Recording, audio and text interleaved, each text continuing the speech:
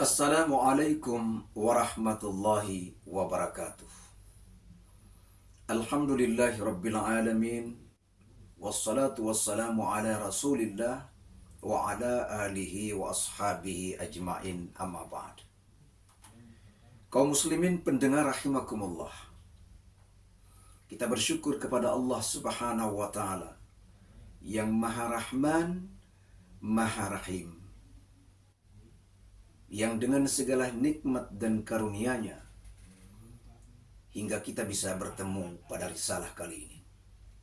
Salam dan salawat tercurah kepada junjungan kita Nabi besar Muhammad sallallahu alaihi wasallam sebagai uswatun hasanah, contoh tauladan yang terbaik bagi seluruh umat manusia dan sebagai rahmat bagi semesta alam. Kaum muslimin pendengar RRI di mana saja Anda berada, membangun negeri yang sangat besar dan luas seperti Indonesia yang kita cintai ini, tidak saja dengan kemampuan ilmu pengetahuan dan teknologi, tetapi yang lebih diutamakan adalah membangun bangsa ini dengan akhlak yang mulia. Apa rujukan kita? Kita membangun bangsa yang besar ini. Rujukan kita adalah akhlak yang melekat dalam diri Rasulullah sallallahu alaihi wasallam. Di dalam surah Al-Ahzab ayat 21, Allah Subhanahu wa taala berfirman, "Laqad kana lakum fi Rasulillahi uswatun hasanah." Telah ada pada diri Rasulullah contoh tauladan yang baik bagimu. Jadi rujukan kita adalah akhlak Rasulullah sallallahu alaihi wasallam, sebagaimana dengan akhlaknya Rasulullah membangun kota Madinah yang sampai hari ini Islam menyebar ke seluruh dunia disebabkan karena Madinah dibangun dengan akhlak yang ada pada diri Rasulullah. Begitu baiknya akhlak Rasulullah, maka Allah Subhanahu wa taala di dalam surah Al-Qalam ayat 4, "Wa innaka la'ala khuluqin azim." Sesungguhnya engkau benar-benar berbudi pekerti yang agung. Allah memuji akhlak Rasulullah. Maka dalam kesempatan bersama para sahabatnya, ada sahabatnya bertanya, wa an Ata ibni Umar, qila ya Rasulullah, ayyul mu'minina afdal? Qala Rasulullah sallallahu alaihi wasallam, ahsanuhum khulqan. Diriwayatkan dari Atta dari Ibnu Umar bahwa pernah ditanya kepada Rasulullah sallallahu alaihi wasallam, wahai Rasulullah, manakah mukmin yang paling utama atau paling afdal, paling mulia? Rasulullah menjawab, ahsanuhum khulqan. Orang yang paling baik akhlaknya di antara mereka. Hadis yang kedua dari Abu Uwais an Abi Uwais an Muhammad ibnil Munkadir, dari Abu Uwais dari Muhammad ibnul Munkadir, dari Jabir an Jabir, berkata Rasulullah, ala akhbirukum bi akmalikum imanan. Maukah aku beritahu kepada kalian tentang orang yang paling sempurna imannya dari kalian? Para sahabat, "Bala ya Rasulullah." "Baik ya Rasulullah." Berkata Rasulullah, "Ahasinukum akhlaqan." Yaitu orang yang paling baik akhlaknya. Dari sumber ini, baik Al-Quran maupun hadis, maka dapat kita katakan, bagi orang yang memahami dan mempercayai apa yang disampaikan oleh agama, baik Al-Quran maupun hadis tadi, secara langsung dari Allah Subhanahu wa Ta'ala, maka akan mengatakan bahwa membangun bangsa tanpa memperbaiki akhlaknya tentu tidak akan berhasil. Bangsa tidak saja dibangun dengan ilmu pengetahuan dan teknologi, tetapi lebih utama adalah membangun akhlaknya. Kata Sokhalibai, "Innamal umamul akhlaqu ma baqiyat, fa in dhahabu ma akhlaqu dhahabu." Suatu bangsa akan berdiri tegak manakala bagus akhlaknya. Tapi jika hancur akhlaknya, maka hancur pula bangsanya. Akhlak mulia adalah kunci untuk meraih segala kemuliaan. Tanpa akhlak mulia, maka kehidupan ini akan kacau balau. Dan tidak akan terjadi keadilan yang didambakan oleh semua orang. Tanpa akhlak mulia, maka mereka yang kuat akan menindas yang lemah. Mereka yang pintar akan mengakal-akali orang yang bodoh. Mereka yang kaya akan menindas yang miskin. Penguasa yang tidak berakhlak mulia akan selalu berbuat zalim. Dan seterusnya, akhlak adalah merupakan kunci lahirnya masyarakat yang damai, adil, dan sejahtera. Mungkin saja tanpa akhlak mulia, suatu masyarakat akan maju di bidang ekonomi, di bidang teknologi, di bidang ilmu pengetahuan. Mereka akan meraih kemakmuran, kesejahteraan, berhasil menciptakan apa saja yang baru, dan juga mungkin bermanfaat bagi kehidupan. Misalnya mampu membuat mobil, pesawat, alat komunikasi yang canggih, dan lain sebagainya.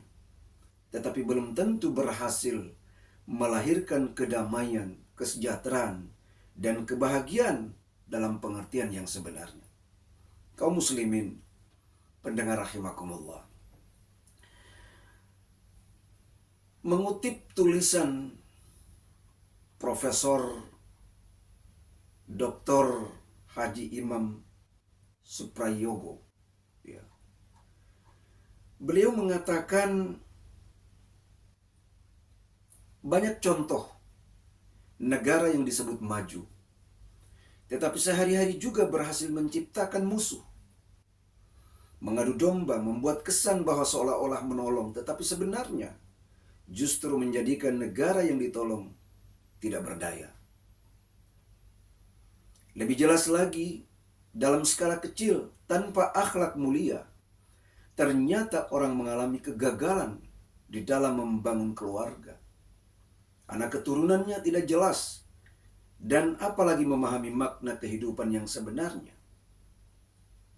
Keadaan seperti itu dijalani oleh karena mereka tidak memperhatikan akhlak mulia. Bagi umat Islam, hal tersebut sudah menjadi keyakinan bahwa tanpa akhlak mulia, maka kehidupan, yaitu mulai keluarga, lingkungan, dan bahkan bangsa atau negara, tidak akan meraih kebahagiaan yang sebenarnya. Akhlak mulia selalu menjauhkan diri dari hal-hal yang merusak dan mencelakakan, yaitu tidak amanah, berdusta atau berbohong, memfitnah, mengadu domba, kikir, hasud, takabur, terlalu mencintai harta, tidak peduli pada orang lain, dan sejenisnya, dan sebagainya. Manakala sifat-sifat yang dimaksud, sifat-sifat yang tercela itu berhasil dijauhkan dari masyarakat, maka ketentraman akan terjadi dengan sendirinya. para penguasa, cerdik cendikia, kuat dan kaya, jika mereka itu menyandang akhlak mulia, sebagaimana disebutkan, maka kelebihan yang dimilikinya itu justru akan digunakan melindungi mereka yang lemah, yang miskin, dan atau siapa saja yang perlu dibantu atau diselamatkan. Mereka yang pintar akan menggunakan kepintarannya bukan saja untuk dirinya sendiri, tetapi juga untuk orang lain. Demikian pula bagi mereka yang kaya akan menolong yang miskin. Mereka yang berkuasa akan menegakkan keadilan, menjaga kedamaian, dan mensejahterakan yang lain. Kaum muslimin, pendengar rahimakumullah, Imam Ahmad bin Hambal berkata, jika dari sekian banyak doamu hanya satu yang diterima oleh Allah, maka mintalah kepada Allah diberikan pemimpin yang adil. Kaum muslimin pendengar rahimakumullah, negara dan bangsa yang dipimpin oleh orang-orang yang menyandang akhlak mulia, maka tidak akan ada lagi kesenjangan yang terlalu jauh. Tidak akan ada berbagai macam mafia yang pasti merugikan orang banyak. Tidak akan ada monopoli terhadap sumber-sumber ekonomi yang menjadikan rakyat semakin miskin, dan seterusnya. Hal-hal buruk dan merusak tatanan masyarakat tersebut tidak akan terjadi jika akhlak mulia berhasil dibangun. Kaum muslimin, pendengar rahimakumullah, pertanyaan besar selanjutnya adalah, bagaimana membangun akhlak mulia itu? Tentu jawabannya adalah sulit jika tidak mengetahui jalannya. Membangun akhlak mulia adalah sama halnya dengan membangun atau membersihkan hati, ruh, atau jiwa. Sekedar menjadikan orang pintar mungkin saja dilakukan dengan cara dibuatkan sekolah, dirikan sekolah. Akan tetapi membuat seorang berhati bersih tidak cukup melalui sekolahan dan atau bahkan perguruan tinggi sekalipun. Sebenarnya membangun akhlak mulia sudah ada contoh, yaitu sebagaimana yang dilakukan oleh para nabi dan rasul. Sebagaimana ayat yang saya bacakan tadi. Laqad kana lakum fi rasulillahi uswatun hasanah. Sungguh pada diri Rasulullah itu contoh tauladan yang terbaik. Contoh tauladan terbaik di sini adalah akhlak mulia Rasulullah. Maka dalam surah Al-Qalam ayat 4 Allah memuji akhlak yang saya bacakan tadi. Wa innaka la'ala khuluqin 'adzim. Sesungguhnya engkau mempunyai budi pekerti yang agung. Selain melalui contoh kehidupan nyata, yaitu kehidupan Nabi itu sendiri, juga terdapat pedoman berupa kitab suci. Sosok seorang nabi sekarang sudah tidak ada lagi. Rasulullah telah tiada, berabad-abad lamanya. Jauhnya jarak antara kita dan Rasulullah. Muhammad sebagai nabi terakhir sudah wafat dan tidak akan lahir nabi baru. Akan tetapi para ulama yang mampu menjalankan keulamaannya adalah disebut sebagai pewaris para nabi. Nabi sendiri menyebutkan al-ulama warathatul anbiya. Ulama adalah pewaris nabi. Demikian pula kitab suci hingga sekarang ini sudah dibukukan dengan sempurna dan bisa dibaca oleh siapapun, kapanpun, dan dimanapun. Oleh karena itu, membangun akhlak mulia sebenarnya masih mungkin dilakukan, yaitu dengan cara mendekatkan bangsa ini dengan kitab suci, dengan tempat ibadah, dan dengan para tokoh-tokoh agama yang bisa dijadikan contoh atau tauladan. Membangun akhlak mulia lewat cara-cara yang masih akan disusun dan dalam arti menggunakan akal manusia biasa. Hingga kini sebenarnya belum tersedia sejarah yang berhasil. Membangun akhlak mulia harus dilakukan oleh orang yang menyandang akhlak yang mulia. Semoga orang-orang yang memiliki akhlak yang mulia itu bisa kita jadikan contoh tauladan.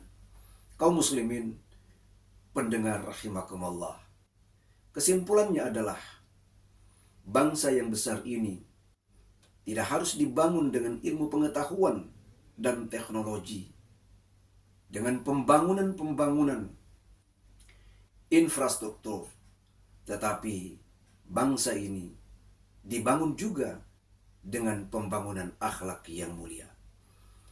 Semoga ada manfaatnya risalah kita pada hari ini. Wabillahi taufiq wal hidayah. Wassalamualaikum warahmatullahi wabarakatuh.